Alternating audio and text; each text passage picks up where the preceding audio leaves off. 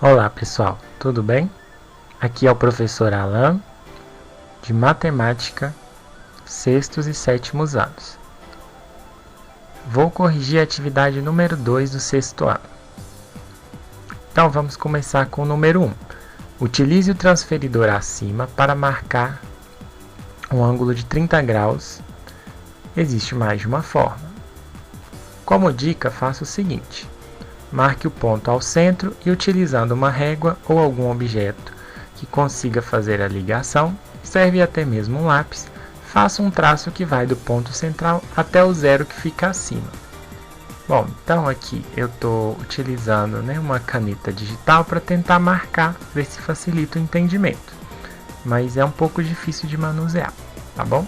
Então olha, eu saio aqui do meio e levo essa reta aqui, esse segmento de reta, até o zero, que está mais acima, que foi o que o exercício deu de dica para a gente. Letra B.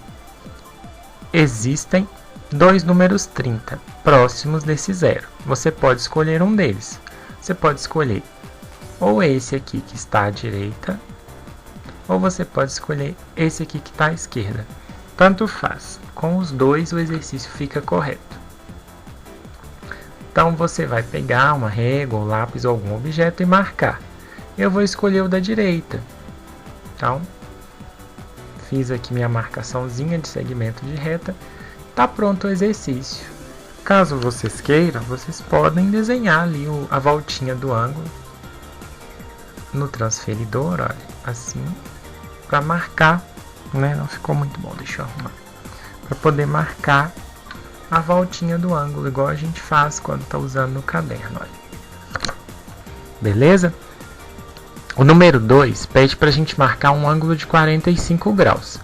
Porém, a gente vai usar o 90 de ponto de partida. Então eu vou até mudar a cor. E aí a gente tem como possibilidade, esse 90 aqui, tem um outro 90 aqui. Vocês podem escolher, tanto faz. Eu vou pegar o da esquerda para ficar um desenho mais limpo aqui para mim. Pronto, marquei do centro até o 90 da esquerda. Letra B. Faça uma adição simples, 90 mais 145. Ou então uma subtração simples, 90 menos 145. Se eu fizer 90 mais 45, o resultado é 135. Se eu fizer 90 menos 45, o resultado é 45. Então, eu posso ou marcar o 135 ou o 45. Eu vou escolher o 45. Mas se vocês repararem, ele não está marcado aqui no transferidor. Eu só tenho 50 e 40. O que eu posso fazer então? Você vai pegar a sua reta e vai passar ela pelo meio dos dois números, entre o 40 e o 50. E está pronto o exercício. A gente pode marcar a voltinha do ângulo, igual eu fiz no primeiro. Olha. E está pronto. Aqui a gente tem um ângulo de 30 graus e aqui a gente tem um de 45. Tudo bem? Qualquer dúvida, não deixem de comentar o vídeo, tá bom?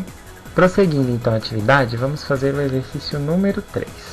Classifique os ângulos em reto, agudo, obtuso ou raso.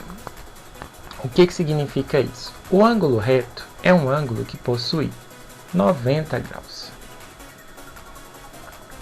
O ângulo agudo possui menos de 90 graus. Então, reparando que 90 graus é uma referência para a gente, o ângulo obtuso possui mais do que 90 graus.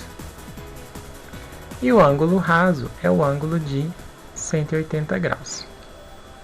Vamos ver as alternativas. Letra A, 97 graus. É maior do que 90, então ele é um ângulo obtuso. Difícil escrever com essa caneta. 30 graus. Menor que 90, ele é um ângulo agudo. 21 graus também é agudo, tá? Vou fazer uma setinha aqui para facilitar. 50 graus menor que 90, ele também é agudo. 90 graus é o ângulo reto. Uma dica, sempre que tiver esse quadradinho com uma bolinha no meio, significa 90 graus, mesmo que não tiver escrito 90. 180 graus é o ângulo raso. E aqui quem está destacado é o 270 graus, que é um ângulo obtuso, porque é maior do que a 90. Tudo bem? Vamos prosseguir. Aqui eu tenho o enunciado do número 4, dando dicas sobre o que é o ângulo reto. E a pergunta é a seguinte: marque a alternativa que possui apenas objetos que sejam fáceis de se relacionar ao ângulo reto.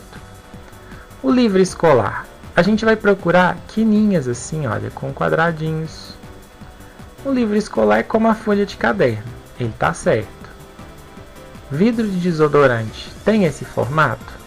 Bom, primeiro que existem vários formatos de vidros de desodorante, mas podemos considerar aquele que é cilíndrico, né? A forma dele não lembra um ângulo de 90 graus. Uma bola de futebol é uma esfera, não tem ângulo nela de 90 graus. A caixinha de remédio geralmente vai ter. Deixa eu fazer uma marcação igual aqui, certinho. Então a caixinha de remédios geralmente vai ter o formato ali que vai nos lembrar, pensando em figura plana, um retângulo. A figura espacial que ela representa é um paralelepípedo. Bom, o envelope de carta, ok, ele tem as quininhas de 90 graus.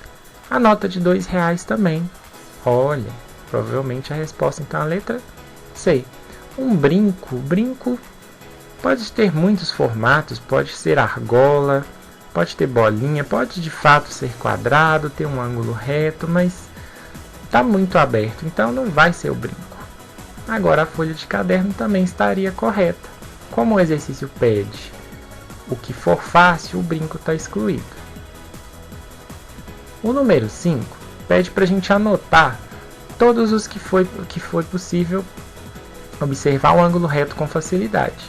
Eu marquei aqui com certinho, vocês vão anotar o livro escolar, a caixinha de remédio, o envelope de carta, a nota de R$2 e a folha de caderno. O próximo exercício, esse da tirinha, eu acredito que vocês compreendendo a diferença em que existe entre graus indicando ângulos. Por exemplo, aqui eu vou ter um ângulo. Vou supor aqui que ele tenha 30 graus, né? Não estou fazendo medidas precisas. Então, eu chamaria esse símbolo aqui de 30 graus. Uma outra situação é quando estivermos falando de temperatura. Temperatura hoje, por exemplo, está 20 graus aqui. E aí a gente chama de graus Celsius.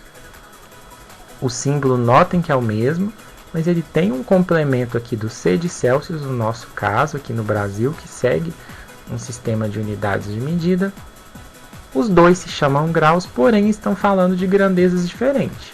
Aqui eu estou falando de medida de ângulo e aqui eu estou falando de quantidade de temperatura. É isso que causa humor na tirinha, porque o pai está falando com o filho dos 90 graus, que são os ângulos de cantinhos, de quininhas de uma casa, e o filho está reclamando de frio, que refere-se a graus de temperatura.